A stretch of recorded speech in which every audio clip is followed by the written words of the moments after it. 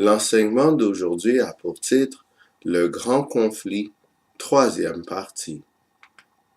Genèse chapitre 3, les versets 14 et 15. L'Éternel Dieu dit au serpent, « Puisque tu as fait cela, tu seras maudit entre tout le bétail et entre tous les animaux des champs. Tu marcheras sur ton ventre et tu mangeras de la poussière tous les jours de ta vie. Je mettrai inimitié entre toi et la femme, entre ta postérité et sa postérité. Celle-ci t'écrasera la tête et tu lui blesseras le talon. » Dieu a dit à Satan qu'il mettrait une inimitié entre le diable et la femme. De quelle façon la postérité de la femme allait-elle écraser la tête de Satan? Comment le diable allait blesser le talon de la postérité de la femme? Galates chapitre 3, le verset 16. Or, les promesses ont été faites à Abraham et à sa postérité. Il n'est pas dit « et aux postérités », comme s'il s'agissait de plusieurs, mais en tant qu'il s'agit d'une seule, et à ta postérité, c'est-à-dire à Christ. Luc chapitre 23, les versets 32 et 33. On conduisait en même temps deux malfaiteurs qui devaient être mis à mort avec Jésus. Lorsqu'ils furent arrivés au lieu appelé Crâne, ils le crucifièrent là, ainsi que les deux malfaiteurs, l'un à droite, l'autre à gauche. Jésus-Christ était la postérité qui a écrasé la tête du serpent en mourant sur la croix. En effet, Jésus fut crucifié sur le lieu du crâne. En ce sens, le crâne représente la tête du diable. Ainsi, dans la sentence que Dieu avait prononcée sur le serpent, Dieu annonçait la venue d'un homme qui remporterait la victoire sur Satan. Ainsi, cette personne reprendrait la domination qui fut ravie par le diable. Cette personne était Jésus-Christ. Dans la présente étude, nous regardons la victoire de Christ sur Satan à la croix. Apocalypse chapitre 12, les versets 1 et 2. Un grand signe parut dans le ciel, une femme enveloppée du soleil, la lune sous ses pieds, et une couronne de 12 étoiles sur sa tête. Elle était enceinte, et elle criait, étant en travail et dans les douleurs de l'enfantement. Apocalypse chapitre 12, le verset 5. Elle enfanta un fils qui doit paître toutes les nations avec une verge de fer. Et son enfant fut enlevé vers Dieu et vers son trône. Cette situation correspond à la prophétie de Genèse qu'un enfant, un humain, devait recevoir la domination terrestre. Apocalypse chapitre 12, les versets 3 et 4. Un autre signe parut encore dans le ciel, et voici, c'était un grand dragon rouge, ayant 7 têtes et 10 cornes, et sur ses têtes 7 diadèmes. Sa queue entraînait le tiers des étoiles du ciel, et les jetait sur la terre. Le dragon se tint devant la femme qui allait enfanter, afin de dévorer son enfant lorsqu'elle aurait enfanté. La haine entre le dragon et la femme et son enfant correspond aussi à l'inimitié prédite dans le livre de Genèse entre le serpent et la femme, et entre la postérité du serpent et la postérité de la femme. Ainsi, pour comprendre l'œuvre de Christ dans le contexte du grand conflit cosmique, il faut analyser la portion de texte d'Apocalypse. Apocalypse chapitre 12, le verset 1. Un grand signe parut dans le ciel, une femme enveloppée du soleil, la lune sous ses pieds, et une couronne de 12 étoiles sur sa tête. Apocalypse est un livre qui est rempli de symboles historiques et prophétiques. De ce fait, la femme décrite ici n'est pas une femme littérale. Que représente une femme dans la Bible? 2 Corinthiens chapitre 12, le verset 2. Car je suis jaloux de vous, d'une jalousie de Dieu, parce que je vous ai fiancés à un seul époux, pour vous présenter à Christ comme une vierge pure. Paul parlait aux croyants de Corinthe de son époque. Dans la Bible, la femme, spécialement la femme vierge, représente l'Église, le peuple de Dieu. Apocalypse chapitre 12, le verset 2. Elle était enceinte et elle criait, étant en travail et dans les douleurs de l'enfantement. Apocalypse chapitre 12, le verset 5. Elle enfanta un fils qui doit paître toutes les nations avec une verge de fer. Et son enfant fut enlevé vers Dieu et vers son trône. Qui est l'être humain, l'enfant mâle qui devait paître les nations avec une verge de fer? Psaume 2, les versets 7 à 9. Je publierai le décret. L'Éternel m'a dit, tu es mon fils, je t'ai engendré aujourd'hui. Demande-moi, et je te donnerai les nations pour héritage, les extrémités de la terre pour possession. Tu les briseras avec une verge de fer. Tu les briseras comme le vase d'un potier. Ésaïe chapitre 7, le verset 14. C'est pourquoi le Seigneur lui-même vous donnera un signe. Voici, la jeune fille deviendra enceinte. Elle enfantera un fils et elle lui donnera le nom d'Emmanuel. Matthieu chapitre 1, les versets 20 et 21. Comme il y pensait, voici, un ange du Seigneur lui apparut en songe et dit, Joseph, fils de David, ne crains pas de prendre avec toi Marie, ta femme, car l'enfant qu'elle a conçu vient du Saint-Esprit. Elle enfantera un fils, et tu lui donneras le nom de Jésus. C'est lui qui sauvera son peuple de ses péchés. Matthieu chapitre 1, les versets 22 et 23. Tout cela arriva afin que s'accomplisse ce que le Seigneur avait annoncé par le prophète. Voici, la Vierge sera enceinte. Elle enfantera un fils et on lui donnera le nom d'Emmanuel, ce qui signifie Dieu avec nous. L'enfant mâle qui naquit représente Jésus-Christ. Il est né de cette femme. Jésus, nous le savons, était juif, donc du peuple de Dieu de son temps. Jésus était ainsi à la fois un être humain et Dieu. Jésus était désigné par Dieu pour reprendre la royauté terrestre qu'Adam avait perdue en commettant le péché. Apocalypse chapitre 12, les versets 3 et 4.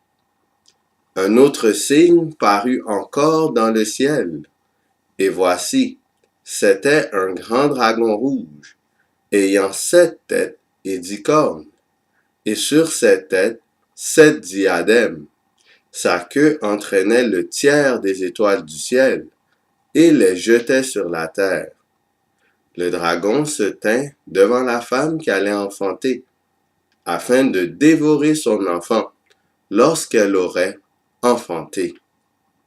Satan, le roi de la terre au moment de la naissance de Christ, a voulu mettre à mort Jésus afin de conserver son royaume. Comment a-t-il tenté d'assassiner Jésus dès la naissance de ce dernier? Matthieu chapitre 2, le verset 16.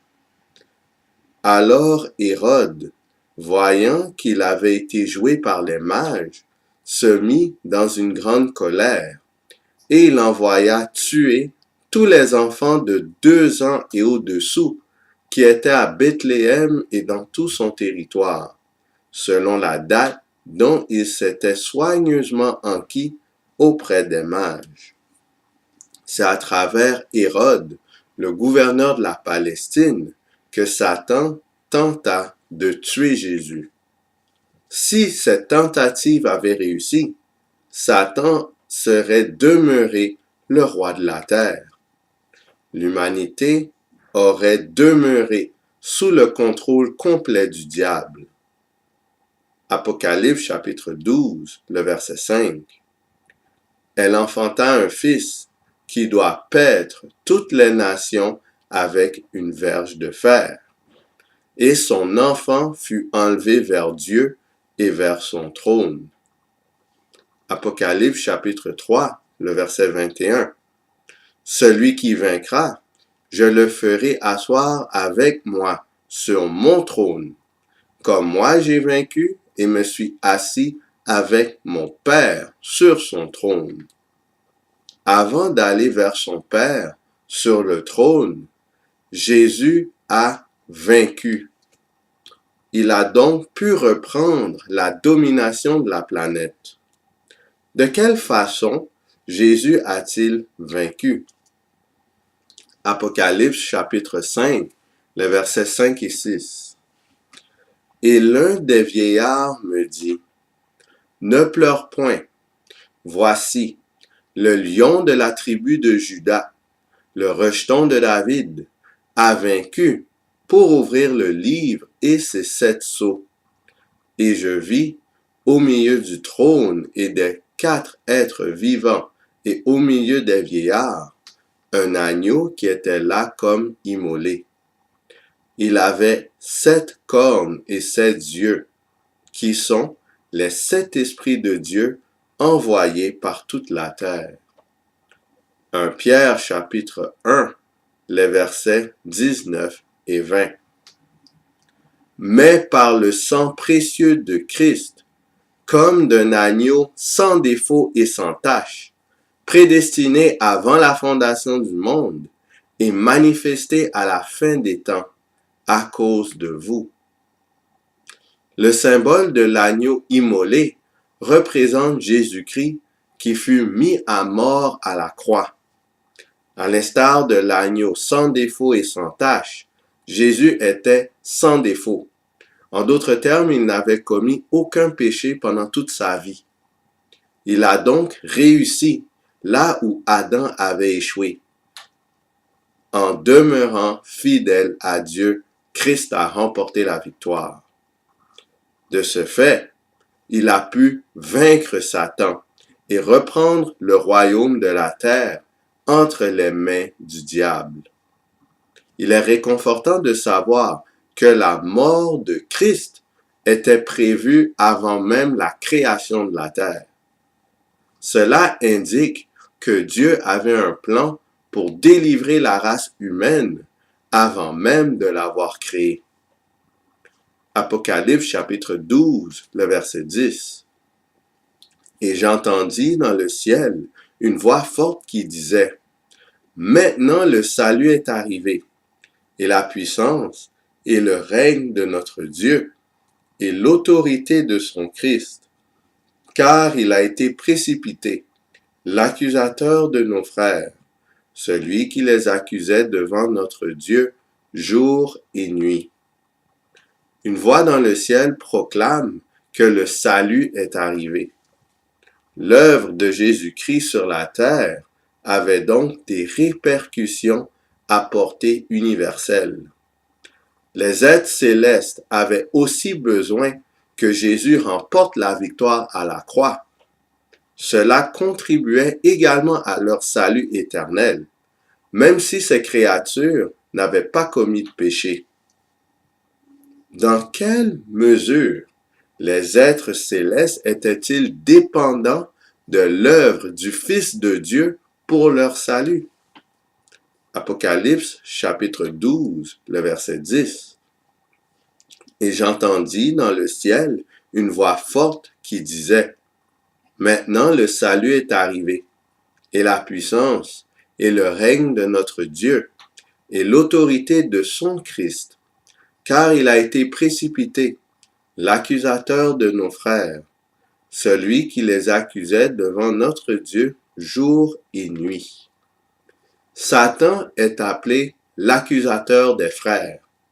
En effet, dans le ciel, le diable portait plusieurs accusations contre le gouvernement divin, ainsi que les serviteurs de Dieu.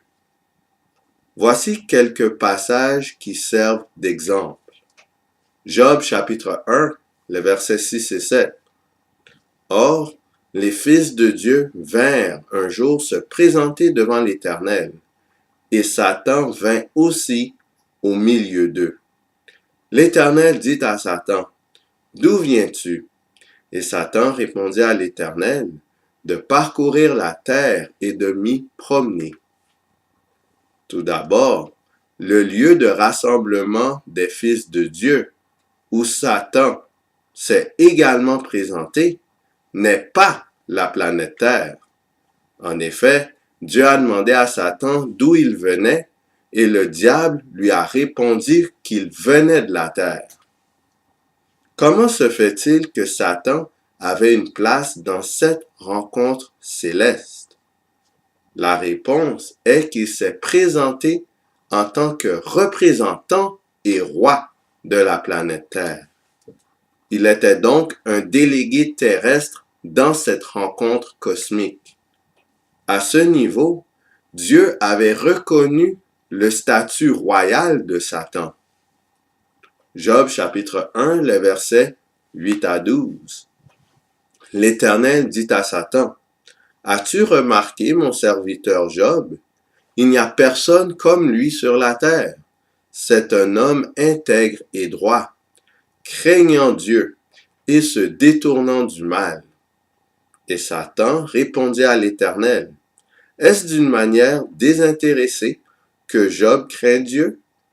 Ne l'as-tu pas protégé, lui, sa maison et tout ce qui est à lui? Tu as béni l'œuvre de ses mains, et ses troupeaux couvrent le pays. Mais étends ta main, touche à tout ce qui lui appartient, et je suis sûr qu'il te maudit en face. » L'Éternel dit à Satan, « Voici, tout ce qui lui appartient, je te le livre. Seulement, ne porte pas la main sur lui. » Et Satan se retira de devant la face de l'Éternel. Ici, on voit que Satan a accusé Dieu de favoritisme envers Job. Satan a prétendu que Job servait Dieu par motif d'intérêt et non par amour sincère. Si Dieu enlevait les richesses que son serviteur possédait, Job allait le maudire. Pour répondre à cette accusation, le Seigneur a permis à Satan de troubler Job par des événements terribles. Cependant, il ne lui a pas permis de porter atteinte à la vie de son serviteur. On voit que Dieu contrôle jusqu'à quel point Satan peut tenter ses créatures. Job, chapitre 2, les versets 1 à 4. Or, les fils de Dieu vinrent un jour se présenter devant l'Éternel, et Satan vint aussi au milieu d'eux se présenter devant l'Éternel. L'Éternel dit à Satan, « D'où viens-tu? » Et Satan répondit à l'Éternel, « De parcourir la terre et de m'y promener. » L'Éternel dit à Satan, « As-tu remarqué mon serviteur Job? Il n'y a personne comme lui sur la terre. C'est un homme intègre et droit, craignant Dieu et se détournant du mal. Il demeure ferme dans son intégrité, et tu m'excites à le perdre sans motif. Et Satan répondit à l'Éternel, peau pour peau. Tout ce que possède un homme, il le donne pour sa vie. Job chapitre 2, les versets 5 et 6. Mais étends ta main, touche à ses os et à sa chair, et je suis sûr qu'il te maudit en face. L'Éternel dit à Satan, voici, je te le livre, seulement épargne sa vie. Encore une fois, Satan avait fait une accusation contre le serviteur de Dieu. Cette fois-ci, il dit que si le diable cause du tort physique à Job, ce dernier va maudire le Seigneur. Pour répondre à cette accusation, Dieu avait permis à Satan de frapper Job par des souffrances. Cependant, Satan n'avait pas le droit de le tuer. Zacharie chapitre 3, les versets 1 à 4. Il me fit voir Josué, le souverain sacrificateur, debout devant l'ange de l'Éternel, et Satan qui se tenait à sa droite pour l'accuser. L'Éternel dit à Satan, que l'Éternel te réprime, Satan, que l'Éternel te réprime, lui qui a choisi Jérusalem. N'est-ce pas là un tison arraché du feu? Or Josué était couvert de vêtements sales, et se tenait debout devant l'ange. L'ange, prenant la parole, dit à ceux qui étaient devant lui, ôtez-lui les vêtements sales. Puis il dit à Josué, voici, je t'enlève ton iniquité, et je te revêts d'habits de fête. Ici, Satan accusait le peuple d'Israël, représenté par le sacrificateur Josué, de ne pas mériter la promesse de Dieu. Pour mettre en contexte, le peuple d'Israël venait de subir 70 années de captivité en raison de ses péchés.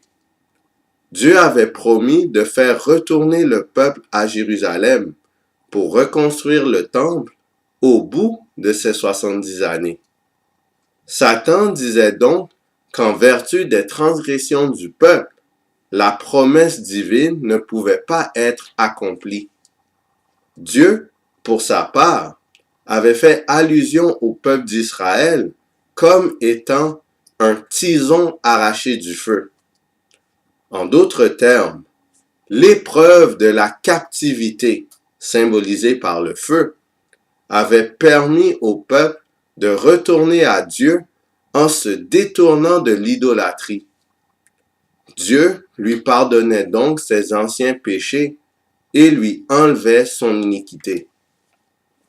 Dans la vision, l'ange de l'Éternel, le Fils de Dieu, avait utilisé l'image de l'enlèvement des vêtements sales pour le substituer aux habits de fête.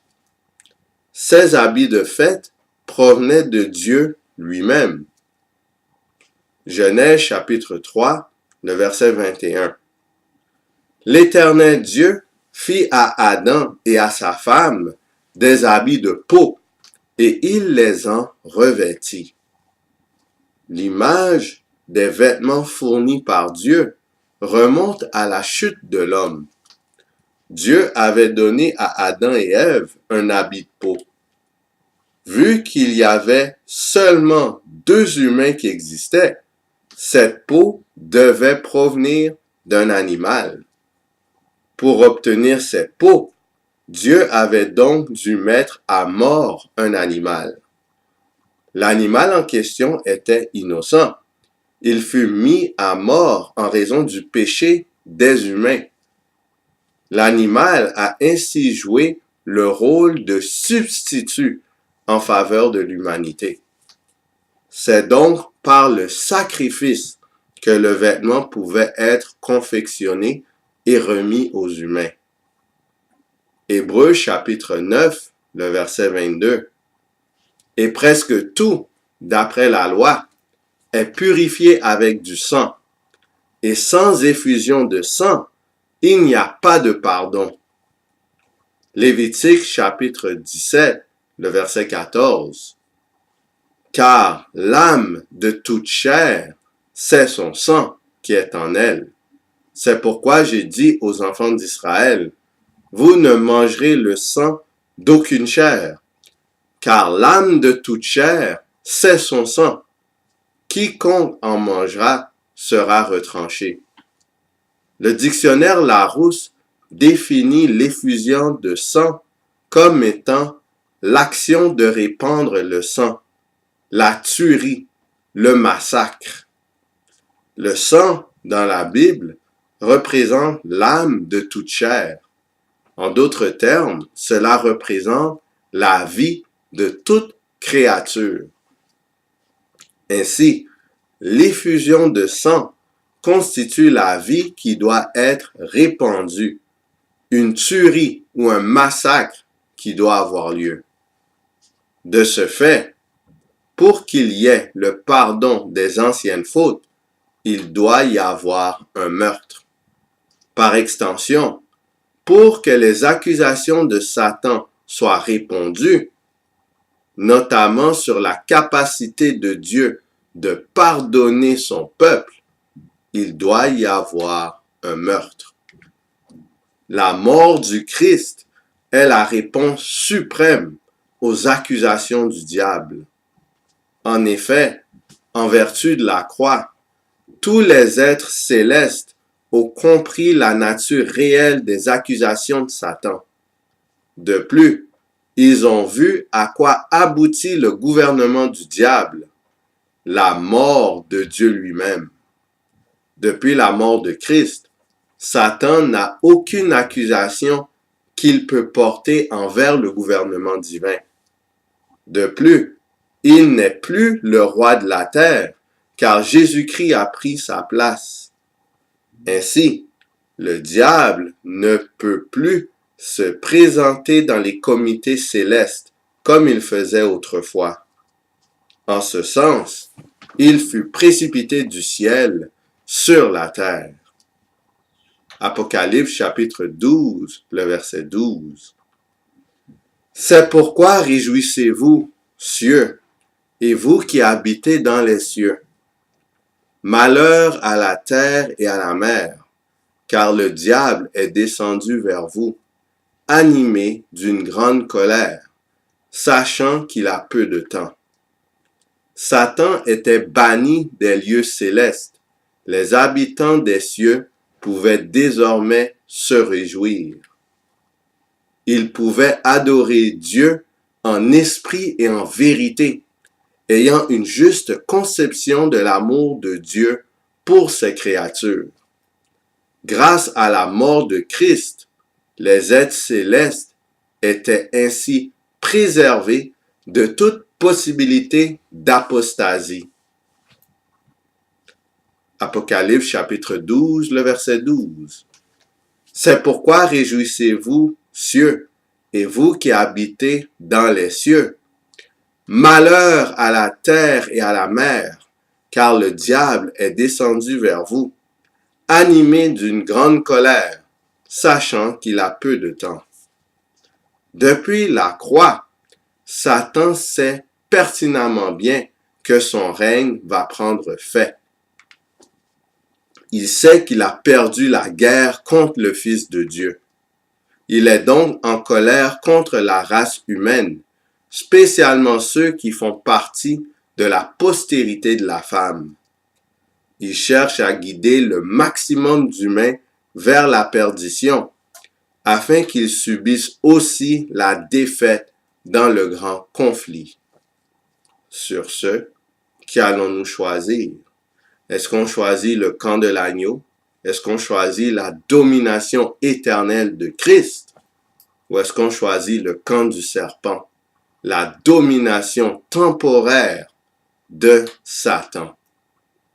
Rappelons-nous que Christ nous amène au salut éternel, une vie d'amour sans fin, tandis que le diable nous amène à la ruine, la mort éternelle et la destruction.